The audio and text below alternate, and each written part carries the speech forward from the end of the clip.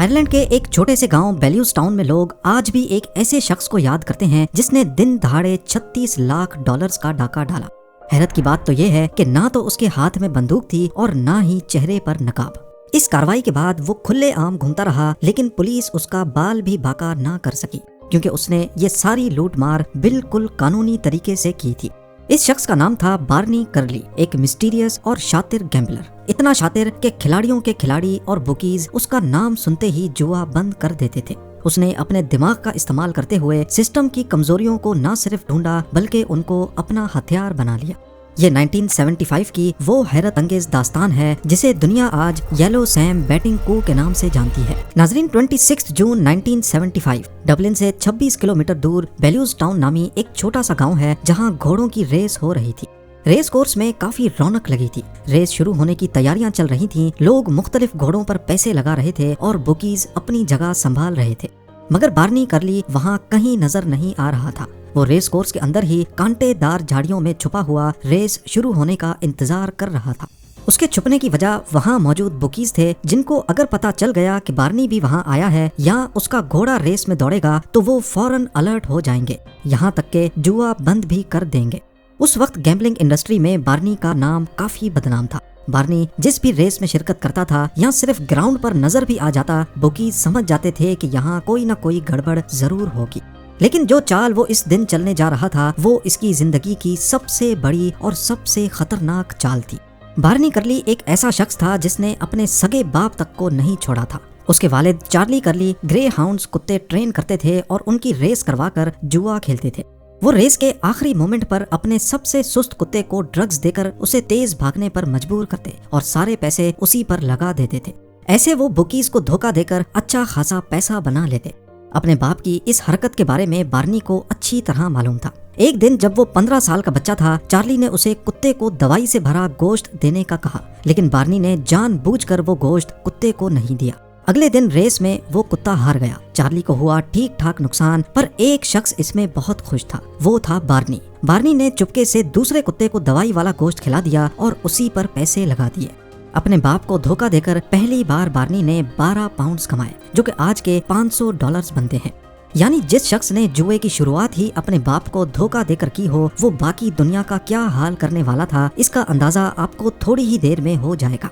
Batting में एक जुआ खेलने वाला होता है जो घोड़ों पर पैसा लगाता है, और अगर उसका घोड़ा जीत गया तो पैसा डबल, ट्रिपल या जो भी रेट होता है। ये रेट सेट करने वाला होता है बुकी, जो ये रेट तय करता है कि कौन से घोड़े पर कितने टाइम्स ज्यादा पैसे मिलेंगे। अगर घोड़ा सुस्त होता है तो उसके जीतने के चांसेस कम होते हैं, तो उसका रेट सबसे ज्यादा होता है 1 to 20, यानी ₹1 लगाओ और इसके जीतने पर ₹20 ले जाओ। इसी तरह जिस घोड़े के जीतने के चांसेस ज्यादा होते हैं उसका रेट सबसे कम होता है, क्योंकि सभी उस पर पैसे लगा रहे होते हैं। देखा जाए तो सबसे ज्यादा पैसे वो कमाता है जिसने सबसे सुस्त घोड़े पर पैसे लगाए हों और उसका घोड़ा जीत भी जाए। 20 टाइम्स कमाई। चार्ली ने सारी जिंदगी अपने सुस्त ग्रे हाउंड्स को मेडिसिन के जरिए चुस्त किया और अपने चुस्त कुत्ते को सुस्त। ऐसे वो बुकीज को धोखा देता था, और क्योंकि उस वक्त बैटिंग लीगल नहीं थी तो रूल्स भी कुछ खास नहीं थे। 1956 में एक ऐसा वाकया पेश आया जिसने चार्ली को नाक तक कर्जों में डुबो दिया।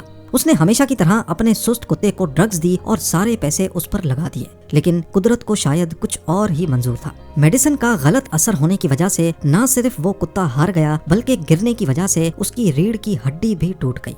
उस वक्त बार्नी 16 साल का था और अपने बाप की हार को दिल पर ले लिया। इस एक हार ने पूरे खानदान को कर्जों की दलदल में धकेल दिया। बार्नी को स्कूल छोड़कर फैक्ट्री में मजदूरी करनी पड़ी ताकि अपने बाप के कर्जे अदा करने में उसका सहारा बन सके। अगले 18 महीनों तक दोनों ने दिन रात मेहनत की और जो कुछ कमाया वो सारा का सारा बुकीज को वापस करने में खर्च हो गया।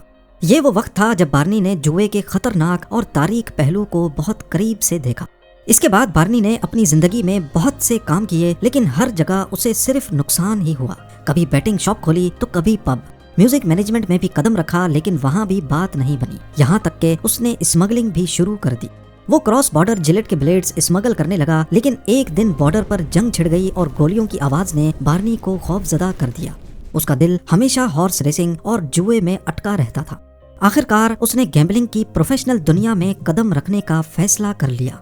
बेशक अपने बाप को धोखा देकर ही सही, लेकिन उसने अपनी पहली कमाई यहीं से की थी। 1975 तक उसने गैम्बलिंग की दुनिया में खूब लूट मार मचाई। कई बार उसकी ट्रिक्स काम कर जाती थीं, कभी वो कर्जों तले डूब जाता था। नौबत यहाँ तक आ पहुंची कि बुकीज अब बार्नी का नाम सुनते ही घबरा जाते थे, उसे गेम नहीं खेलने देते थे या फिर जिन घोड़ों पर सबसे ज्यादा रेट होता था वो रेट फौरन गिरा देते थे। इस बार बार्नी 12,000 पाउंड्स के कर्जे में डूबा हुआ था और उसका इस दलदल से निकलने का सिर्फ एक ही तरीका था। यहीं पर उसके जहन में एक खराफाती आइडिया ने जन्म लिया। बार्नी ने अपने एक पुराने दोस्त से राब्ता किया और उससे एक ऐसा घोड़ा मांगा जिसका रिकॉर्ड काफी खराब हो। इस घोड़े का नाम येलो सैम रखा गया, जो कि बार्नी के बाप का निक नेम हुआ करता था। इस घोड़े का रिकॉर्ड हद से ज्यादा खराब था। पिछली 9 रेसेस में उसने 8वीं से भी बुरी पोजीशन हासिल की थी। बार्नी ने एक इंतहाई चालाक स्ट्रेटेजी अपनाई। उसने घोड़े को जानबूझकर ऐसी जमीन और ऐसी रेसेस में दौड़ाया जो उसके मिजाज के खिलाफ हों। इससे येलो सैम की ऑफिशियल रेटिंग मजीद कम हो गई, यहाँ तक कि वो हैंडीकैप रेसिंग के लिए एलिजिबल हो गया। जबकि असल में हकीकत ये थी कि येलो सैम सख्त जमीन पर तेज दौड़ने वाला घोड़ा था। बार्नी ने येलो सैम को अंडर हैंडीकैप करवाया ताकि जब असल रेस आए तो वो तेज दौड़ सके। उसने 26 जून 1975 को बेल्यूस्टाउन रेस कोर्स में होने वाली एक नेशनल रेस का इंतखाब किया। ये एक हैंडीकैप्ड रेस थी, माउंट हैनोवर हैंडीकैप हर्डल। पर अभी तक उसने जो कुछ किया वो उसकी प्लानिंग का सिर्फ एक हिस्सा था। बेल्यूस्टाउन ट्रैक को चुनने की भी एक खास वजह थी। वहाँ कम्युनिकेशन के लिए सिर्फ एक ही फोन बूथ लगा था। उस दौर में जब भी कोई रेस होती थी तो कई घंटों पहले से मुल्क भर में बैटिंग शॉप्स पर लोग अपनी पसंद के घोड़ों पर पैसे लगाना शुरू कर देते थे। बैटिंग शॉप्स वाले बुकीज के साथ कनेक्टेड रहते थे। जिस घोड़े पर ज्यादा पैसे लग जाते, शॉप्स वाले बुकीज को बताकर उस घोड़े का रेट कम कर देते थे। पर रूल ये था कि एक बार रेस शुरू हो गई तो रेट लॉक कर दिया जाएगा। बार्नी ने सोचा कि अगर वो आखिरी मोमेंट पे बेल्यूस्टाउन रेस कोर्स की इकलौती फोन लाइन को किसी तरह ब्लॉक कर दे तो वहाँ बुकीज का राब्ता बैटिंग शॉप्स वालों से टूट जाएगा और येलो सैम का रेट आखिरी वक्त तक 1-20 ही रहेगा। पर यह काम कुछ ऐसे करना था कि किसी को भी शक ना हो। बुकीज को भनक भी पड़ गई तो वो सब घोड़ों के रेट गिरा देंगे। इस प्लान की कामयाबी तब मुमकिन होगी जब बार्नी के भरोसेमंद दोस्त उसका साथ देंगे। उसने पूरे आइलैंड में 300 लोगों को चुना जो आखिरी वक्त में जाकर येलो सैम पर पैसे लगाएंगे। इसके लिए बार्नी ने उनको 50 से 300 पाउंड्स तक का कैश एनवलप दिया था। इस प्लानिंग के लिए बार्नी ने 15,000 पाउंड्स जमा किए थे, जो उस वक्त उसकी पूरी जिंदगी की जमा पूंजी थी। अगर ये प्लान नाकाम हो गया तो वो न सिर्फ तबाह हो जाएगा बल्कि कर्जे के बोझ तले उसे जेल तक जाना पड़ सकता था। अब आया रेस वाला दिन। कई घंटों पहले से ही बैटिंग शॉप्स पर जुआ शुरू हो गया। जैसा कि उम्मीद की गई थी, येलो सैम पर सबसे ज्यादा रेट था क्योंकि उसकी ऑफिशियल रेटिंग ही काफी कमजोर थी। रेस शुरू होने के आखिरी 25 मिनट पहले बेनी नामी शख्स बेल्यूस्टाउन रेस कोर्स के पब्लिक फोन बूथ में पहुंचा। ये बार्नी का एक काबिले एतमाद दोस्त था और इसी को ही पब्लिक फोन बूथ पर कब्जा करना था। उसने फोन उठाया और जानबूझकर ज़ारो कतार रोना शुरू हो गया। कुछ देर तक लाइन में खड़े लोगों ने बर्दाश्त किया, लेकिन उसने कहा कि उसकी खाला बीमार है और मौत के बिस्तर पर पड़ी है। मेरा उनसे बात करना बहुत जरूरी है। कई लोग उसके दुख में शरीक हो गए, लेकिन उसी लाइन में खड़े बुकीज को बहुत ज्यादा मसला था। उसे बार्नी ने कुछ इंस्ट्रक्शंस दे रखी थी कि अगर कोई जबरदस्ती तुमसे फोन लेने की कोशिश करे तो बेशक गुस्से से फोन को ही तोड़ देना, पर किसी भी सूरत किसी और को वहाँ से फोन ना करने देना। 25 मिनटों तक बेनी अपनी बीमार खाला से बात करता रहा और रोता रहा। जैसे ही रेस शुरू हुई, बेनी ने रिसीवर रखा और रोता हुआ बाहर निकला और फौरन कहीं गायब हो गया। इसी दौरान बार्नी के लोग जो मुल्क भर में फैले हुए थे, उन्होंने येलो सैम पर पैसे लगा दिए। येलो सैम का रेट 1-20 ही रहा और रेस शुरू होते ही लॉक हो गया। बैटिंग मैनेजर्स ने फौरन ट्रैक पर कॉल करने की कोशिश की ताकि इसका रेट कम किया जा सके, लेकिन उन्हें हर बार फोन बिजी ही मिला। ट्रैक पर बुकीज को अंदाजा ही नहीं था कि बाहर क्या तूफान आ चुका है। उस वक्त बार्नी खुद रेस कोर्स में मौजूद था, लेकिन वो बुकीज की नजरों से बचने के लिए झाड़ियों में छुपकर बाइनोकुलर्स की मदद से रेस देख रहा था। जब रेस शुरू हुई तो येलो सैम ने अपने जॉकी के साथ हैरत अंगेज रफ्तार दिखाई। सिल्वर रोड जैसा फेवरेट घोड़ा भी उसके सामने नाकाम नजर आया। येलो सैम ने 13 हर्डल्स बड़ी आसानी से पार की और 2.5 मीटर की लेंथ से रेस जीत ली। जब रेस खत्म हुई और बुकीज को पता चला कि उनके साथ क्या हुआ है तो वहाँ काफी हंगामा अराई हुई। वो बेनी को ढूंढ कर लाए जिसने फोन बूथ पर कब्जा कर रखा था, लेकिन उसने कहा कि मुआवजा हो गया, मेरी खाला अब बेहतर है, और उसने बार्नी को पहचानने से भी इनकार कर दिया।